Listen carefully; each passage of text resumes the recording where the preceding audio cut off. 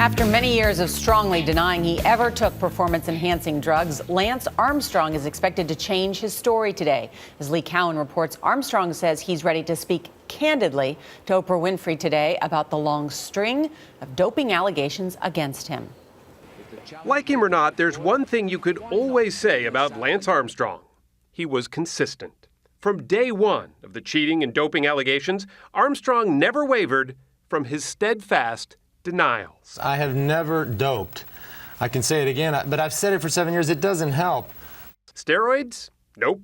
Blood boosters? Don't take them, he said. Performance enhancers of any kind? No way. Or so his storyline went. In my view, for a decade. I think extraordinary accusations must be followed up with extraordinary proof. And they have not come up with extraordinary proof.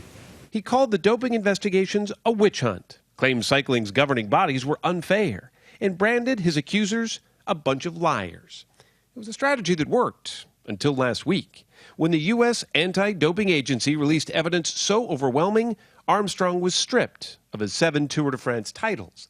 Listen to what the head of USADA, Travis Tigert, told Scott Pelley last week. And when you tested for them in 2005, you discovered that all 6 were flaming positive. Flaming positive. Flaming positive. He lost many of his supporters and most of his major sponsors, not to mention his chance to ever compete on the world stage again. And yet, one of his last public statements on the subject still ended with these words. Bottom line, I played by the rules. Just how much he'll change his story for Oprah Winfrey is unclear. So too are his motives, says the editor of Bicycling Magazine, Peter Flax. It's the right decision for him to make, yes, but it's really late and a lot of damage has been done that an apology and a confession on Oprah is not going to take back. Coming clean may allow him to compete again, but not for a long time. An apology might also help the image of his cancer charity, Livestrong. He's already stepped down from its board.